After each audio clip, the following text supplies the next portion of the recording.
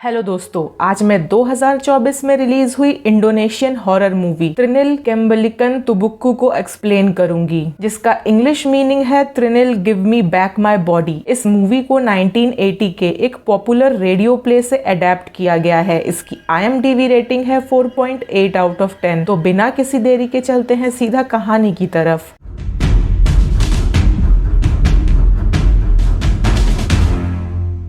तो कहानी की शुरुआत होती है इंडोनेशिया के सेंट्रल जावा रीजन के एक चाय बागान से, जहां 3 वर्कर्स अपने एक कोवर्कर सूगी के अचानक से हुए मौत को डिस्कस कर रहे थे। उनकी बातों से पता चलता है कि सूगी को किसी भी प्रकार का हार्ट प्रॉब्लम नहीं था, पर उसकी मौत अचानक से हार्ट अटैक के वजह से हुई थी। उनमें से एक वर्कर का कहना था कि सूगी को मरने से पहले स्लीप पैरालिसिस का अटैक भी आया था, जिसके बाद उसकी मौत हो गई थी। उस वर्कर का ये भी कहना था कि सूगी ने मरने से पहले मैडम आयु को भी देखा था। उन तीनों के बातों से इतना समझ आता है कि मैडम आयु सौंदर्य फैमिली से बिलोंग करती थी। ये वही फैमिली थी जिनका ये चाय का बागान था, पर मैडम आयु का नाम इस प्रॉपर्टी में ज्यादा कहीं मेंशन नहीं था। उसी रात उन तीनों में से एक वर्कर टोगर अपने नींद से अचानक से उठ जाता है। उसके सामने एक कटा हुआ सर हवा में तैर रहा था, जिसे देख के वो काफी डर जाता है। एक सुपरनेचुरल पावर के जरिए टोगर की सीलिंग से लटक के मौत हो जाती है। इस अननेचुरल इंसिडेंट के बाद कहानी 3 महीने पीछे जाती है, जहां हम एक कपल को देखते हैं जो कि अपने हनीमून से वापस लौटे थे। रारा और सूतन की कुछ महीनों पहले ही शादी हुई थी। रारा ही सौंदर्य टी प्लांटेशन की एक लौती वारिस थी। रारा ने अपने पिता विलियम सौंदर्य के डेथ के बाद सूतन से शादी कर ली थी, पर अपने हनीमून से लौटने के बाद से सूतन को उस घर में कुछ ठीक सा नहीं लग रहा था। उसने अपने वाइफ रारा को 2 रातों में स्लीपिंग पैरालिसिस के हालत में देखा। रारा को देख के लग रहा था कि वो किसी के पोजीशन में है। सूतन हेल्प के लिए वहाँ के केयर टेकर जोको को बुलाता है। जोको के कुछ मंत्र पढ़ते ही रारा होश में आ जाती है और जोको को उसके कमरे में आने के लिए डांटती है। आगे रारा को पता चलता है कि जब से वो अपने वेकेशन पे गई है, तब से टी प्लांटेशन के प्रोडक्शन में कमी आई है, क्योंकि दोपहर में वहाँ कभी भी बारिश नहीं होती थी, पर अब वेदर चेंज होने के वजह से रोज वहाँ दोपहर में बारिश के चलते टी प्रोडक्शन में प्रॉब्लम हो रही थी। सूतन रारा के हालत को देख के बहुत वरीड था। उसे एक न्यूज़पेपर आर्टिकल में यूसुफ नाम के एक एग्जॉर्सिस्ट के बारे में पता चलता है, जिसने वहाँ के मेयर के फैमिली में किसी को एग्जॉर्सिज्म करके बचाया था। कुछ टाइम बाद सूतन को रियलाइज होता है कि यूसुफ उसके हाई स्कूल का दोस्त है। वो उससे मिलने उसके क्लिनिक जाता है, जहाँ वो यूसुफ को एक लड़की के अंदर से आत्मा को बाहर निकालते देखता है। वो अपनी प्रॉब्लम यूसुफ से शेयर करता है। यूसुफ का कहना था कि वो एक साइकोलॉजिस्ट है, पर उसे पैरानॉर्मल केसेस में ज्यादा इंटरेस्ट है। यूसुफ को स्पेशल केस लेने में मजा आता था। वो उन केसेस को इन्वेस्टिगेट करता था जिनमें घोस्ट का प्रेजेंस हो, और केस को स्टडी करने के बाद वो डिसाइड करता था कि वो केस सुपरनेचुरल है या फिर साइकोलॉजिकल। आगे हम देखते हैं कि यूसुफ अपने दोस्त सूतन के हेल्प के लिए रेडी हो जाता है। वो उसके घर विजिट करता है, जहाँ वो उसके बेडरूम में एक पानी के ग्लास के अंदर एक स्पेशल सॉल्ट डालता है और सूतन को कहता है कि अगर कल सुबह तक इस ग्लास का पानी काला हो गया तो समझ जाना कि यहाँ कोई बुरी आत्मा है, और अगर पानी का रंग चेंज ना हुआ तो समझ जाना कि यहाँ कोई आत्मा नहीं है। इससे पहले यूसुफ अपनी इन्वेस्टिगेशन को आगे बढ़ा पाता, वहाँ रारा आ जाती है। रारा को यूसुफ की मौजूदगी अपने घर में पसंद नहीं आती। रारा का मानना था कि वहाँ कोई भी आत्मा मौजूद नहीं है। वो यूसुफ को अपने घर से निकाल देती है, पर उसी रात वो एक कटे हुए सर को अपने डिनर टेबल पे देख के समझ जाती है कि यूसुफ ठीक बोल रहा था। अगले दिन सूतन की तबीयत खराब हो चुकी थी, क्योंकि वो बहुत डर गया था। रारा ने यूसुफ को हेल्प के लिए बुला लिया था। यूसुफ को उनके बेडरूम के पानी के ग्लास का रंग काला मिलता है। यहाँ यूसुफ समझ जाता है कि इस घर में जरूर कोई बुरी आत्मा है। यूसुफ को रारा से इन्वेस्टिगेशन करने की परमिशन मिल गई थी, पर रारा नहीं चाहती थी कि वो उसके पिता के कमरे में जाए। यहाँ यूसुफ को थोड़ा डाउट होता है, क्योंकि रारा और सूतन का कहना था कि रारा की माँ आयु उसके पिता के डेथ के बाद अपने होम टाउन नीदरलैंड्स वापस चली गई है, पर यूसुफ को उस पूरे घर में आयु का कोई प्रेजेंस नहीं दिखता और उसे डाउट होता है कि रारा और सूतन उससे जरूर सच छुपा रहे हैं। यूसुफ उन्हें बताता है कि वो जिस स्पिरिट से डील कर रहे हैं उसका नाम क्वांग है। ये आत्माएं सिर्फ 2 रीजन से ही आती हैं। पहला, उन्हें इटर्नल लाइफ चाहिए होता है। ये आत्माएं राक्षसी नहीं होती। ये आत्माएं मरने से पहले ब्लैक मैजिक जैसे कामों से जुड़ी होती हैं। मरने के बाद वो फ्लाइंग हेड घोस्ट बन जाती हैं और अपने शिकार का शिकार करती हैं। इन आत्माओं का निशाना न्यूली बॉर्न बेबीज और अनबॉर्न बेबीज होते हैं और दूसरा वो अपनी बॉडी वापस चाहती हैं। ऐसी आत्माएं ब्लैक मैजिक के वजह से अपनी बॉडी को मरने के बाद भी वापस चाहती हैं। यूसुफ अब खुद को रोक नहीं पाता और वो रारा के पिता के कमरे में चुपके से एंट्री करता है और उसे समझने में ज्यादा देर नहीं लगती कि आयु बड़े ही मिस्टीरियस तरीके से गायब हुई थी। किसी को आयु के बारे में कानो कान खबर नहीं थी। अब हमें फिर से वही सीन दिखाया जाता है जिसमें टोगर नाम के वर्कर को सुपरनैचुरली किसी आत्मा ने लटका के मार दिया था। उसकी लाश मिलने के बाद उस बागान में कोई वर्कर काम नहीं करना चाहता था। जब ये बात जो को रारा को बताता है तो वो ये सारे केसेस पुलिस के साथ शेयर करने को कहती है। धीरे धीरे रारा का बिजनेस भी खराब होता जा रहा था। पहले बारिश और अब हार्ट अटैक और सुसाइड से हुए वर्कर्स की मौतें। दूसरी तरफ यूसुफ अपने इन्वेस्टिगेशन में आगे बढ़ते हुए रारा के घर के एक सर्वेंट के साथ विडो नाम के एक औरत के पास जाता है जो कि आयु की माँ और रारा की नानी थी। यूसुफ को विडो से असली कहानी का पता चलता है। आयु बचपन से ही एक अमीर आदमी से शादी करना चाहती थी। इन शॉर्ट उसे अमीर बनना था। इसीलिए जैसे ही वो बड़ी होती है वो एक शमन से मिलके अपने सोल को डेविल के हाथों बेच देती है, जिससे रातों रात उसका चार्म इतना बढ़ जाता है कि हर एक आदमी की जुबान पे सिर्फ आयु का ही नाम था। उसी दौरान आयु की मुलाकात विलियम से होती है जो कि बहुत रिच आदमी था। वो दोनों शादी कर लेते हैं जिससे आयु का सपना पूरा हो जाता है। विलियम और आयु के शादी के बाद सब कुछ अच्छा चल रहा था। विलियम अपना सारा अटेंशन सिर्फ आयु को देता था, पर जैसे ही उन दोनों की लाइफ में रारा आई, आयु को रारा से जलन होने लगी क्योंकि विलियम रारा को अपना ज्यादा से ज्यादा टाइम देता था। रारा को कहीं ना कहीं ये भी लगता था कि विलियम अपनी सारी प्रॉपर्टी रारा को दे सकता है, इसीलिए वो रारा से और जलती थी। डेविल को अपना सोल बेचना ही खराब डिसीजन नहीं था आयु के लिए। अब वो इससे भी बुरी तरफ मुड़ती जा रही थी। वो अब अपनी बेटी को मारने का प्लान भी बनाने लगी थी। आयु रारा को पहाड़ों से गिरा के मारने का प्लान बनाती है, पर विलियम सही टाइम रहते ही रारा को बचा लेता है और यहीं से माँ और बेटी के बीच में तनाव बढ़ने लगती है। रारा के 18 साल के होते ही विलियम अपनी सारी प्रॉपर्टी रारा के नाम कर देता है। इतना जानने के बाद आयु विलियम पे भड़क पड़ती है और उसे सच्चाई बताती है कि उसने विलियम से शादी सिर्फ उसके पैसों के वजह से की थी। ये सुनते ही विलियम को हार्ट अटैक आ जाता है क्योंकि विलियम आयु को सच्चा प्यार करता था। विलियम के बीमार पड़ने के बाद अब रारा और आयु के बीच प्रॉपर्टी को लेके खींचातानी शुरू हो गई थी, पर रारा अपने पिता को ठीक करना चाहती थी और आयु को सिर्फ प्रॉपर्टी से मतलब था। विलियम की हालत देख के उसके डॉक्टर ने एक मेल नर्स को उसकी देखभाल करने के लिए वहां रखा था और ये नर्स और कोई नहीं सूतन था। एक दिन आयु रारा को मार डालने की धमकी देके विलियम से सारी प्रॉपर्टी अपने नाम करवा लेती है। रारा के पिता को पता था कि आयु ने अपनी सोल को डेविल को बेच दिया है, इसीलिए वो विडो से पहले ही मिलके एक डायरी ले आए थे जिसमें आयु की सारी सच्चाई लिखी थी। ये डायरी विलियम रारा को देता है और कहता है कि इस डायरी को हमेशा वो अपने पास रखे। ये डायरी ही था जो रारा को आयु से बचा सकता था। आगे हम देखते हैं कि आयु अब विलियम को मारने का प्लान बनाती है सूतन के साथ मिलके। उसे पता था कि विलियम दूसरे हार्ट अटैक को सरवाइव नहीं कर पाएगा, इसीलिए वो विलियम के सामने सूतन के साथ इंटीमेट होती है। विलियम ये सब देख के हार्ट अटैक से मर जाता है। उसी दिन रारा आयु का सर धड़ से अलग करके मार देती है और सूतन को धमकी देती है कि अगर वो जिंदा रहना चाहता है तो उसे उससे शादी करनी पड़ेगी। सूतन उससे शादी के लिए हाँ कर देता है, जिसके बाद वो दोनों मिलके आयु के बॉडी को गाड़ देते हैं और उसके सर को जला देते हैं। अब यहाँ हमें साफ साफ समझ आ जाता है कि वो आत्मा आयु की है जो अपनी बॉडी को वापस चाहती है। यहाँ हम आयु की आत्मा को बार बार रारा को Trinil give me back my body कहते देखते हैं। ट्रिनिल नाम रारा को उसके पिता ने बचपन में दिया था, इसीलिए आयु की आत्मा भी उसे उसी नाम से बुला रही थी और अभी तक जो भी मौतें हुई थी उस एरिया में वो भी आयु की आत्मा ही कर रही थी ताकि वो रारा के लाइफ में प्रॉब्लम्स क्रिएट कर सके। यहाँ तक कि वहाँ पे बारिश होने का कारण भी आयु की आत्मा ही थी जो नहीं चाहती थी कि रारा उस बिजनेस को आगे बढ़ा सके। अब विडो यूसुफ को आयु की बॉडी को उसके सर से मिलाने को कहती है ताकि उसकी आत्मा को शांति मिल सके। सके और ये सब जो भी घटनाएं हो रही थी वो रुक सके। ये सारी बातें सूतन बाहर खड़े होके सुन रहा था और क्योंकि यूसुफ को वो सब भी पता चल गया था जो उसे पता नहीं चलना चाहिए था, सूतन को यूसुफ को मारना पड़ता है। इसके बाद सूतन अपने सर्वेंट को यूसुफ के बॉडी को गाड़ने को बोलता है और खुद आयु के बॉडी को उसके सर के साथ मिला देता है, जिससे उस आत्मा का प्रकोप कुछ दिनों के लिए रुक जाता है। पर कुछ दिन बाद एक रात को आयु की आत्मा अचानक से वापस आ जाती है, जो अब अपने पूरे बॉडी के साथ थी। वो सूतन को बेरहमी से मार देती है और इससे पहले वो रारा को मार पाती, जोको वहाँ पे कुछ लोगों के साथ और एक मौलवी के साथ आके उसे बचा लेता है। आयु की आत्मा के जाने के बाद विडो रारा के पास उसे संभालने आती है, पर रारा को लगता था कि सब उसका यूज करते हैं और कोई उससे प्यार नहीं करता, जैसा कि आयु ने उसके साथ किया था। पर तभी रारा सपने में अपने पिता को देखती है, जो उसे कहते हैं कि उसे अपने माँ को माफ कर देना चाहिए और उसे वही सम्मान देना चाहिए जो वो अपने पिता को देती है। रारा अपने पिता की बात मान लेती है और अपने पिता विलियम और सूतन के कब्र के साथ ही आयु के कब्र को भी बनवाती है, जिसके बाद हम देखते हैं कि रारा अब अपने नानी विडो के साथ रहने लगी थी। और तभी हम जमीन से एक हाथ को निकलते देखते हैं, जो कि यूसुफ का हाथ लग रहा था। अब शायद इस मूवी के अगले पार्ट में यूसुफ की आत्मा अपना बदला लेगी, क्योंकि यूसुफ तो अपने दोस्त की मदद कर रहा था, पर उसके दोस्त ने ही उसे धोखा दिया। रारा को बचपन से ही उसके माँ का प्यार नहीं मिला था, क्योंकि आयु ने अपने सोल को डेविल को बेच दिया था और इसीलिए उसके दिल में अपनी ही बेटी के लिए कोई जगह नहीं थी। वो अपने बेटी और पति को मार के उस प्रॉपर्टी को पाना चाहती थी। और रही बात सूतन की, तो इस मूवी में कहीं भी ये नहीं बताया गया है कि रारा ने सूतन से शादी क्यों की। रारा के बातों से बस इतना ही समझ आता है कि सूतन से रारा और आयु दोनों ही अट्रैक्ट थे और इसीलिए पहले आयु ने सूतन का यूज किया और बाद में रारा ने उससे शादी कर ली। और रही बात उस डायरी की जो विलियम ने रारा को दी थी, इस डायरी के बारे में भी ज्यादा कोई डिस्कशन नहीं किया गया है इस मूवी में। शायद अगले पार्ट में इस डायरी के राज को खोला जाएगा। आई होप आप सबको ये एक्सप्लेनेशन अच्छी लगी होगी। प्लीज मेरे वीडियो को लाइक करे, शेयर करे, कमेंट करे, अपना फीडबैक दीजिए और मेरे चैनल को सब्सक्राइब करिए। मिलते हैं अगले वीडियो में, तब तक के लिए बाय बाय।